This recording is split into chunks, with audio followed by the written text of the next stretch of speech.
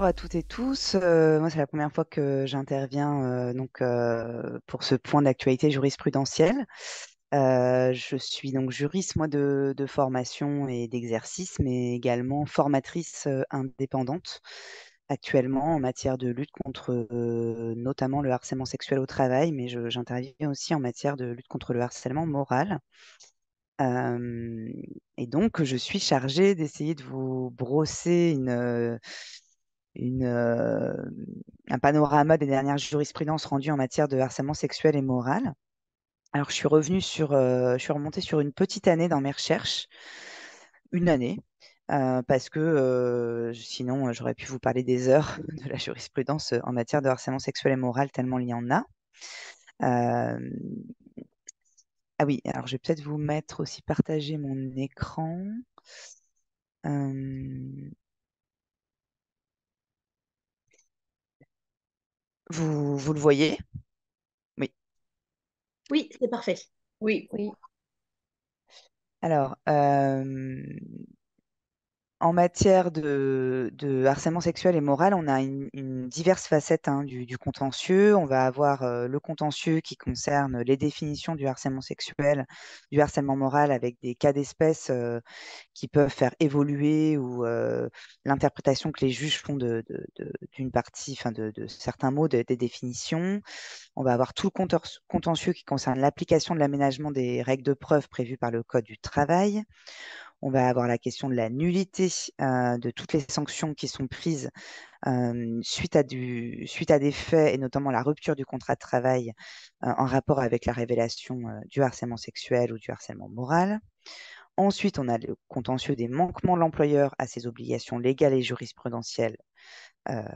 en la matière. Et puis enfin, tout le volet indemnisation des préjudices du fait du harcèlement, qu'il soit moral ou sexuel, de la nullité de la rupture du contrat ou des manquements de l'employeur à ses obligations de prévention. Donc j'ai pris on va dire euh, dans cet ordre-là, mes recherches et je vais démarrer par la question des définitions en matière de harcèlement sexuel et moral. Alors, à ma connaissance, la jurisprudence, en tout cas dans cette dernière année, n'a pas rendu de décision significative sur la question des définitions. Cependant, je vous fais part d'une décision qui me paraît importante. Alors, je ne sais pas vos niveaux de connaissance sur la question des harcèlements, mais si ça ne vous a pas, si vous connaissez un petit peu ce contentieux, il est établi depuis longtemps que les définitions du Code du travail en matière de harcèlement sexuel et moral n'exigent pas de démontrer que le harceleur a agi de manière intentionnelle pour que les faits soient caractérisés en droit du travail. Ce qui est tout à fait l'inverse du droit pénal, puisque pour n'importe quelle infraction, et donc aussi en matière de harcèlement sexuel et de harcèlement moral qui sont sanctionnés par le code pénal, il faut démontrer que la personne a agi de manière intentionnelle. Ça, c'est un des éléments constitutifs de n'importe quelle infraction. Alors, en début d'année, la Cour de cassation est venue nous dire que si un tribunal correctionnel relaxe euh, un employeur qui était poursuivi pour du harcèlement moral car il manque la preuve de l'élément intentionnel, l'employeur peut être condamné par le Conseil de prud'homme pour les mêmes faits de harcèlement moral, qu'elle vient rappeler encore une fois l'indépendance quasiment totale entre ce que décide le juge pénal et le juge du travail en matière de harcèlement moral. Alors, je dis quasiment parce que si le juge pénal disait que les faits n'étaient pas du tout établis, voire même n'étaient pas constitués, là, le juge du travail devrait le prendre en compte. Mais là, on se situe bien sur la question de l'élément intentionnel et donc le défaut d'élément intentionnel ne pose pas de problème pour que le juge du travail retienne ses agissements, lui, de son côté. Mais alors, c'est en matière de harcèlement sexuel que deux décisions de la Chambre sociale m'ont particulièrement intéressée et que j'avais envie de vous en faire part. Alors, dans les deux cas qu'on va voir, on se situe juridiquement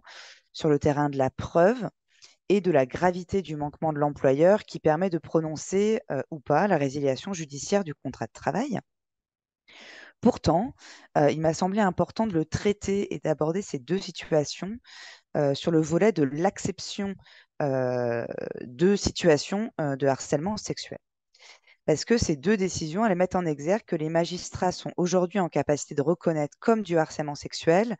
des faits que nous aurions eu beaucoup de mal à faire reconnaître comme tels il y a quelques années. Moi qui suis ce contentieux depuis une douzaine d'années, je peux vous dire que à l'époque, c'était beaucoup plus délicat de faire admettre ce type de situation. Alors, dans un premier cas d'espèce, lors d'un déplacement professionnel, le PDG d'une société et sa subordonnée ont consommé beaucoup d'alcool et ont eu une relation sexuelle. Alors, pour ceux qui ne me regardent pas, je mets relation sexuelle entre guillemets parce que la salariée, elle a déposé plainte au pénal pour viol. Donc, elle conteste le fait qu'il s'agissait d'une relation et sa plainte a été classée sans suite au niveau pénal. Mais elle a par ailleurs saisi le Conseil de prud'homme en reconnaissance d'un harcèlement sexuel et en demande de résiliation du contrat de travail. Et elle a obtenu gain de cause devant la Cour d'appel qui s'est basée donc au niveau de la preuve sur le témoignage d'une participante au déplacement qui indiquait que l'achat de bouteilles d'alcool était une initiative du président de la société et qu'il avait, ce PDG, la veille de la relation sexuelle, tenté d'embrasser la salariée qu'il avait repoussée. De ces constatations, et ça c'est la Cour de cassation qui reprend et qui valide le raisonnement de la Cour d'appel, de ces constatations, elle a pu déduire, eu égard au lien de subordination unissant les parties et au caractère professionnel du déplacement au cours duquel les faits avaient eu lieu, peu important que la qualification de viol n'ait pas été retenue, que la plainte du salarié était classée sans suite, que les griefs qu'invoquait cette dernière étaient de nature à empêcher la poursuite du contrat de travail. Voilà, donc cette décision qui a été rendue le 22 mars 2023 me semble très importante pour la possibilité qu'ont les salariés victimes de harcèlement sexuel aujourd'hui, mais en réalité de viol, puissent invoquer devant les conseils de prud'homme les manquements de l'employeur et faire reconnaître un harcèlement sexuel, alors même qu'on est sur des qualifications qui peuvent un peu faire peur aux conseillers prud'homme. On aura peut-être l'occasion d'en reparler au moment des questions. Dans la seconde affaire, ça va être un raisonnement similaire qui s'applique. Alors, dans cette affaire, la salariée ne semble pas considérer que les relations sexuelles qu'elle a eues avec son supérieur hiérarchique, également lors d'un déplacement professionnel, relève du viol. En tout cas, cette mention n'est pas abordée dans les décisions telles qu'on les lit et il n'y a pas eu de dépôt de plainte au pénal, à ma connaissance. Alors, la salariée, elle est aide comptable et elle demande la résiliation judiciaire de son contrat de travail du fait du harcèlement sexuel commis par son supérieur hiérarchique, qui était gérant de l'entreprise. Et là, pour faire droit à ces demandes, la Cour d'appel d'Angers va se fonder sur plusieurs éléments. Elle va se fonder sur l'absence de limite fixée par le gérant au sein de l'entreprise entre la sphère privée et la sphère professionnelle. Elle va se fonder sur le fait qu'il a créé volontairement les circonstances lui permettant de se rapprocher de la salariée pour obtenir de sa part des faveurs sexuelles lors d'un déplacement professionnel. Elle va se fonder sur le fait que d'autres salariés se sont plaints dû à comportement du gérant, sur le départ précipité de la salariée de l'entreprise et sur le lien de subordination de la salariée vis-à-vis de gérant. Et face à ce faisceau, la Cour d'appel a estimé que rien ne permettait de justifier le comportement du gérant à l'égard de la salariée, alors qu'il avait tout mis en œuvre pour créer une intimité physique avec elle dans le but d'obtenir ses faveurs sexuelles. La Cour de cassation valide entièrement le raisonnement de la Cour d'appel, alors que l'employeur, lui, dans son pourvoi, avait tenté d'arguer du consentement de la salariée. Et donc, en fait, en réalité, il s'en était pris aussi à la définition du harcèlement sexuel, hein, qui dit que les propos, les comportements, ce sont des propos et des comportements à connotation sexuelle répétés qui doivent avoir porté atteinte à la dignité de la salariée ou créé à son encontre une situation intimidante, hostile, offensante, et que en arguant du consentement et en tout cas du fait, en demandant au juge du travail de s'attaquer à la question du consentement, il pensait pouvoir échapper en réalité à la condamnation et ni la Cour d'appel ni la Cour de cassation ne vont sur ce terrain-là et vont plutôt sur le terrain de ce que l'employeur a mis en place comme circonstance lui permettant d'exercer des comportements à connotation sexuelle sur une salariée dont il était évidemment le supérieur hiérarchique. Alors j'en viens à la question de la preuve. Euh, alors, concernant l'aménagement des règles de preuve qui sont prévues à l'article L 1154-1 du Code du travail, j'ai été encore assez frappée de constater que la Cour de cassation se retrouve fréquemment à devoir rappeler le mécanisme d'aménagement des règles de preuve par les juges du fond. Il y a beaucoup d'arrêts en fait qui viennent contester la manière dont les juges du fond ont appliqué l'aménagement des règles de preuve et beaucoup d'arrêts de la Cour de cassation qui sont obligés de rappeler ces règles de preuve. Donc, on peut se demander si c'est le signe d'une résistance de la part des juges du fond. En tout cas, dans une décision de février 2023, la Cour de cassation examine un arrêt de la Cour d'appel de Versailles qui avait refusé de répondre sur les demandes présentées au titre du harcèlement moral par le salarié, au prétexte que le salarié n'établissait pas son préjudice. Donc, comme le salarié n'établissait pas son préjudice, de toute façon, la Cour d'appel de Versailles dit bah, je n'ai pas à me prononcer sur l'existence d'un harcèlement moral, les règles de preuve, etc., puisque comme il n'y a pas de préjudice invoqué, je n'ai pas à appliquer les règles. Alors, la Cour de cassation rappelle au juge du fond que ce n'est pas possible de juger ainsi et rappelle le raisonnement qui doit être le leur en la matière. Alors, si ce n'est pas connu de certains et certaines d'entre vous, j'en profite pour vous rappeler ou vous montrer c'est quoi le mécanisme. La Cour de cassation donc rappelle que pour se prononcer sur l'existence d'un harcèlement moral, mais c'est la même chose en matière de harcèlement sexuel, il appartient au juge d'examiner l'ensemble des éléments invoqués par le salarié en prenant en compte les documents médicaux éventuellement produits, d'apprécier si les faits matériellement établis pris dans leur ensemble permettent de présumer l'existence d'un harcèlement moral. Ça, c'est, on va dire, une deuxième étape du raisonnement. Et dans l'affirmative, donc si ces deux premières étapes sont remplies,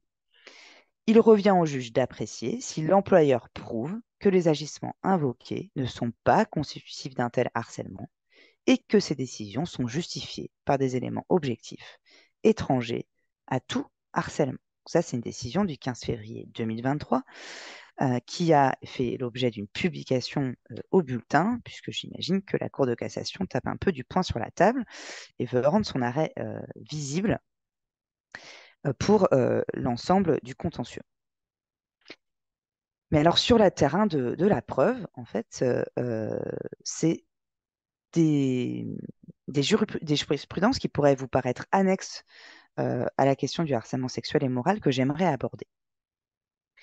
C'est la question de la preuve dite déloyale devant le juge du travail et la question des témoignages anonymes dans les enquêtes internes en matière, et notamment en matière de harcèlement sexuel et moral. Alors, pourquoi je vous parle de la preuve, attendez, avant de vous montrer, pourquoi je vous parle de la preuve déloyale? Parce qu'en fait, il n'est pas rare, et il va être de plus en plus fréquent, que les salariés victimes de harcèlement moral ou de harcèlement sexuel disposent dans leur dossier d'enregistrements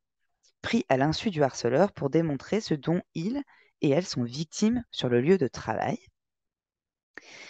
Ça va être de plus en plus le cas, je pense, ces prochaines années, puisque c'est devenu un procédé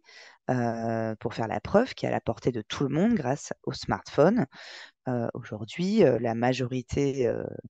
des jeunes générations savent très bien comment on enregistre depuis son smartphone une conversation, qu'elle soit téléphonique ou physique. Alors jusqu'ici, c'était un moyen de preuve rejeté devant le juge du travail comme un procédé déloyal, puisqu'en droit civil, comme vous le savez probablement, le principe, c'est que la preuve présentée en justice doit avoir été obtenue de manière loyale. Et ce n'est pas le cas d'un enregistrement pris à l'insu d'une personne, ce procédé étant susceptible de caractériser le délit d'atteinte à l'intimité de la vie privée. Cependant, la position de la jurisprudence est en train de fléchir et un arrêt qui a été très remarqué en 2020, que je vous montre donc, est venu nous dire que le droit à la preuve peut justifier la production d'éléments portant atteinte à la vie privée, à la condition que cette production soit indispensable à l'exercice de ce droit et que l'atteinte soit proportionnée au but poursuivi. Ça, c'est un arrêt du 30 novembre 2020 qui a été rendu au visa des articles 6 et 8 de la Convention européenne des droits de l'homme, au visa de l'article 9 du Code civil et de l'article 9 du Code de procédure civile, qui concerne l'atteinte à l'intimité de la vie privée et la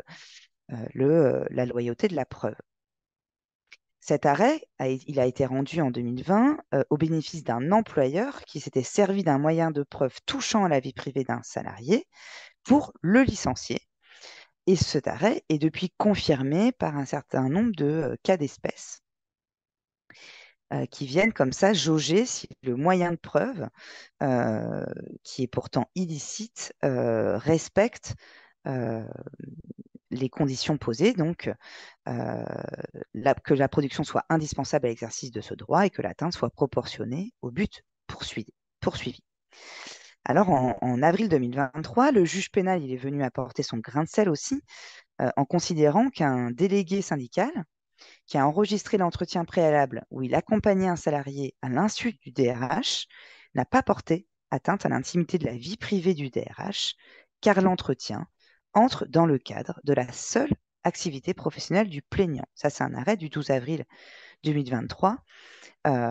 qui est rendu en matière pénale, mais qui vient encore alimenter le débat sur qu'est-ce qui relève de la vie privée dans le cadre du travail. Et puis en septembre 2022, on a la Chambre sociale de la Cour de cassation qui vient faire à nouveau un pas en ce sens. Alors, un salarié est licencié par son employeur sur le fondement d'une vidéo prise à son insu par un collègue où on le voit commettre des violences physiques sur ce collègue. Dans le cadre de la procédure pénale, cette vidéo fait l'objet d'une retranscription sur procès-verbal.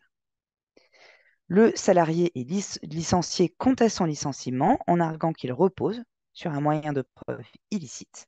et une violation de son droit à un procès équitable.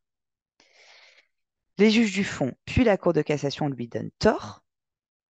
alors au motif que l'autorité absolue de la chose jugée au pénal s'opposait à ce que le salarié soit admis à soutenir devant le juge prud'homal l'illicéité du mode de preuve reconnu probant par le juge pénal. En gros, c'est écrit de manière un peu alambiquée, mais si le mode de preuve est reconnu probant par le juge pénal, alors le juge prud'homal doit le retenir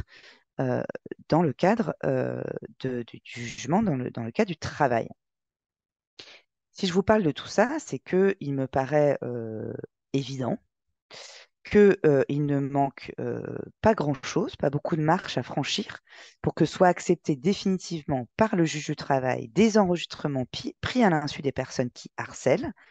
et des enregistrements pris à leur insu dans le cas du travail, qui seraient produits par des salariés victimes de harcèlement pour démontrer les faits, et ce, même s'ils n'ont pas fait l'objet de retranscription dans un cadre pénal. Alors, je voulais également vous parler de la question de l'anonymat des témoignages. Ça me semble important d'évoquer cette question parce que, en fait, de mon expérience, il est souvent délicat aux salariés de témoigner en faveur d'un collègue victime de harcèlement sexuel ou moral tant la peur des représailles peut être grande dans certaines entreprises. Et donc, la question de l'acception possible de témoignages anonymes pourrait changer la donne dans le recueil de la preuve au sein des entreprises. Alors, la Cour de cassation a franchi un pas important, selon moi, sur ce terrain dernièrement. Alors, elle a rendu son arrêt au visa du droit à un procès équitable garanti par la Convention européenne des droits de l'homme et du principe de la liberté de la preuve en matière prud'homale. Elle a décidé le 19 avril 2023 qu'il résulte de ce texte garantissant le droit à un procès équitable que si le juge ne peut fonder sa décision uniquement ou de manière déterminante sur des témoignages anonymes, il peut néanmoins prendre en considération des témoignages anonymisés, c'est-à-dire rendus anonymes a posteriori, afin de protéger leurs auteurs, mais dont l'identité est néanmoins connue par l'employeur, lorsque ces témoignages sont corroborés par d'autres éléments permettant d'en analyser la crédibilité et la pertinence. La Cour d'appel, elle n'avait pas été de cet avis, elle avait décidé d'écarter l'attestation anonyme à l'appui de la mise à pied disciplinaire qui était contestée par le salarié, car il était, selon la Cour d'appel, impossible à la personne incriminée de se défendre d'accusations anonymes. Et donc, comme vous le voyez, la Cour de cassation n'était pas de son avis, elle a rendu un arrêt publié au bulletin en disant que les deux pièces, les deux témoignages anonymes produits par l'employeur n'étaient pas les seules produites par celui-ci pour caractériser la faute dont il se prévalait et qu'il appartenait à la Cour d'appel d'en apprécier la valeur et la portée dans le contentieux. Et donc, on avance d'une certaine manière, après vous pourrez me dire ce que vous en pensez, mais sur la prise en compte de témoignages anonymes à l'appui de ce contentieux, et notamment en matière de harcèlement sexuel et moral. Alors j'en viens au troisième point qui est la question de la nullité en matière de harcèlement sexuel et moral. Et alors là, on a eu un arrêt qui était très attendu et qui a été salué par la critique, qui a été rendu le 19 avril 2023. Alors, petit retour en arrière sur cette question, dans un arrêt de 2017, du 13 septembre 2017 plus précisément, la Cour de cassation avait soudainement exigé des salariés qui révélaient par écrit le harcèlement subi qu'ils qualifient explicitement de harcèlement moral ou de harcèlement sexuel ce qu'ils ils et elles subissaient, afin que leur licenciement décidé suite à la dénonciation soit déclaré nul. Il fallait, dans la lettre de révélation, qu'ils écrivent, noir sur blanc, qu'ils étaient victimes de harcèlement sexuel ou de harcèlement moral pour bénéficier, euh, s'ils étaient licenciés pour cette raison ensuite, de la nullité de plein droit du licenciement ou de la sanction prononcée. Cette décision est évidemment très sévère en exigeant des salariés qu'ils en fait soient des apprentis juristes capables d'utiliser les bons termes du droit dans leur lettre de révélation du licenciement. Fort heureusement, 6 ans plus tard, donc le 19 avril 2023, la Cour revient sur cette jurisprudence, c'est un revirement de jurisprudence, en affirmant l'inverse. Et elle dit, il y a lieu désormais de juger que le salarié qui dénonce des faits de harcèlement moral ne peut être licencié pour ce motif, peu importe qu'il n'ait pas qualifié les dits faits de harcèlement moral lors de leur dénonciation, sauf mauvaise foi, laquelle ne peut résulter que de la connaissance par le salarié de la fausseté des faits qu'il dénonce. Bon, ça, c'est une jurisprudence qui maintenant est très ancienne, hein. Le seul cas où un employeur pourrait licencier un salarié pour avoir dénoncé des faits de harcèlement moral ou sexuel, c'est s'il a la preuve de la mauvaise foi du salarié, c'est-à-dire la connaissance. Le salarié sait que ce qu'il dit, ce qu'il dénonce est faux, entièrement faux. Et là, ce serait le seul cas où un employeur peut licencier le salarié pour cette dénonciation. Mais alors, j'aimerais rapprocher cet arrêt d'un autre rendu récemment qui a également fait l'objet d'une publication en bulletin et qui me surprend beaucoup. Dans cet arrêt, dans cette espèce, une salariée a dénoncé des faits de harcèlement sexuel à son employeur. Peu de temps après, elle est licenciée pour différents manquements euh, dans l'exécution de son travail, et la lettre de licenciement ne fait pas mention de sa révélation du harcèlement sexuel. C'est comme si c'était entièrement déconnecté. La Cour d'appel a prononcé, donc la salariée saisit le Conseil de prud'homme en nullité de son licenciement, euh, en disant que ce licenciement avait un lien avec le harcèlement sexuel qu'elle avait dénoncé. La Cour d'appel fait droit et elle prononce la nullité au motif que l'engagement de la procédure de licenciement pour faute grave trouve son origine dans la dénonciation par la salariée de faits de harcèlement sexuel et que l'employeur n'établit pas que cette dénonciation a été faite de mauvaise foi. Et sa décision, elle est cassée par la Cour de cassation, car la Cour d'appel n'a pas recherché euh, si les faits, si les motifs énoncés par la lettre de licenciement euh, pour caractériser la faute grave étaient établis par l'employeur, alors même qu'elle avait constaté que la lettre de licenciement ne faisait pas mention de la dénonciation de faits de harcèlement sexuel. Et la Cour de cassation fait œuvre un peu de pédagogie, même si cette pédagogie me semble obscure. Elle donne le raisonnement qui doit être suivi par les juges du fond, je vous mets là dans la slide. Lorsque les faits invoqués dans la lettre de licenciement caractérisent une cause réelle et sérieuse de licenciement, il appartient au salarié de démontrer que la rupture de son contrat de travail constitue une mesure de rétorsion à une plainte pour harcèlement moral ou sexuel. Dans le cas contraire, si le licenciement n'est pas fondé sur une cause réelle et sérieuse, il appartient à l'employeur de démontrer l'absence de lien entre la dénonciation par le salarié d'agissement de harcèlement moral ou sexuel et son licenciement. Alors, cette décision me paraît très sévère pour les salariés, qui auront sûrement du mal à démontrer leur crédité lorsque le salarié commence à s'opposer plus fermement aux agissements. Ça va être délicat, à mon sens, de démontrer qu'en réalité, euh, c'est une mesure de rétorsion à la révélation qui aura lieu. On est encore un peu tôt pour dire l'impact que cette décision va avoir sur le contentieux, mais moi, elle m'a donné la sensation que dans la même année, la Cour de cassation donne d'un côté au salarié puis lui reprend de l'autre. D'un côté, on lui dit, vous n'avez plus à qualifier les faits dans l'aide de révélation du harcèlement pour obtenir les garanties du Code du travail sur la nullité. Et puis de l'autre, on vous reprend un petit peu cet assouplissement de la jurisprudence, et c'est maintenant à vous de démontrer le lien entre la rupture du contrat et la révélation du harcèlement sexuel ou du harcèlement moral. J'en ai bientôt terminé et maintenant, je voudrais vous parler très rapidement sur la question des manquements à l'obligation de sécurité. Euh, alors, pour rappel, depuis une série d'arrêts de 2016, l'employeur doit démontrer avoir mis en œuvre l'ensemble de ses obligations en matière de prévention, de réaction et de protection des salariés pour ne pas être tenu responsable du harcèlement moral ou du harcèlement sexuel subi par ses salariés. On est passé d'une obligation de sécurité de résultat. Quoi qu'il ait mis en œuvre, l'employeur devait indemniser le salarié qui démontrait le harcèlement dont il avait été victime, à une obligation de moyens renforcés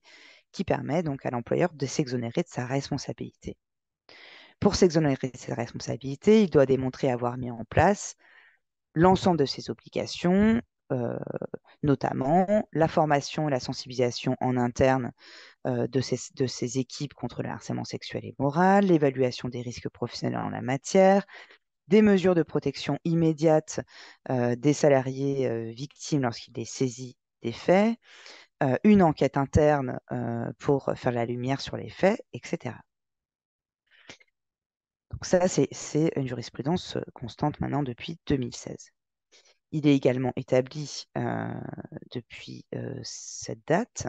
et depuis longtemps que l'indemnisation des manquements de l'employeur à son obligation de sécurité et l'indemnisation du harcèlement moral en tant que tel sont donc des manquements distincts et des indemnisations distinctes. Et puis, on a un arrêt du 7 décembre 2022, alors qui n'a pas été publié, mais qui a quand même fait couler un peu d'encre euh, et qui me laisse un petit peu sceptique dans sa deuxième partie. La Cour de cassation réaffirme que l'employeur est responsable du harcèlement moral commis par les personnes dont il a la charge et aussi sur l'obligation de sécurité est distincte de l'interdiction du harcèlement moral. Donc elle nous dit l'obligation de prévention qui résulte des articles 4121-1 et 2 du Code du travail est distincte de la prohibition des agissements de harcèlement moral instituée par l'article L 1152-1 du Code du travail qui interdit le harcèlement moral et ne se confond pas avec elle. Elle dit ensuite ne méconnaît pas l'obligation légale lui imposant de prendre les mesures nécessaires pour assurer la sécurité et protéger la santé physique et mentale des travailleurs, notamment en matière de harcèlement moral, l'employeur qui justifie avoir pris toutes les mesures de prévention prévues par les articles 4121-1 et 2 et qui, informé de l'existence de faits susceptibles de constituer un harcèlement moral, a pris les mesures immédiates propres à le faire cesser. Jusque-là, rien de nouveau sous le soleil, à mon sens. Euh, mais ce qui m'a un petit peu plus dérangé à la lecture de cet arrêt, c'est que la salariée arguait du défaut de prévention primaire dans l'entreprise. Elle disait qu'il y avait une absence totale de prévention des risques au sein de l'entreprise Cultura, notamment aussi un refus opposé par l'employeur de produire le document unique d'évaluation des risques et la fiche d'établissement, de justifier de la consultation du CHSCT et une absence de formation appropriée des cadres. Donc ça, c'était l'argument de la salariée devant la Cour d'appel et devant la Cour de cassation. Et en fait, son argument est complètement, n'est même pas pris en compte, n'est même pas observé. La Cour d'appel et la Cour de cassation ne répondent pas. Ils s'en tiennent à ce que l'entreprise a mis en place une fois le harcèlement moral révélé pour considérer que l'entreprise avait respecté son obligation de sécurité. Ce qui m'a particulièrement surprise parce que ça a été, enfin, ce que j'ai vu n'a pas été commenté en doctrine, ce point-là de l'arrêt, et ça me fait,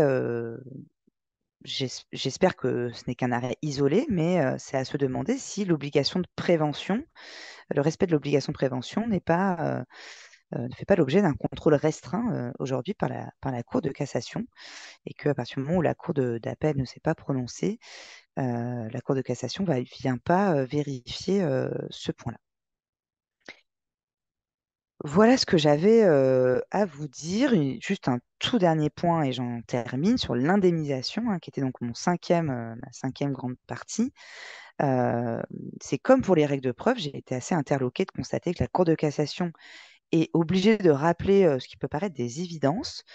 est obligée de rappeler aux cours d'appel des règles simples. Par exemple, on a des arrêts encore récemment, une du 8 novembre 2023,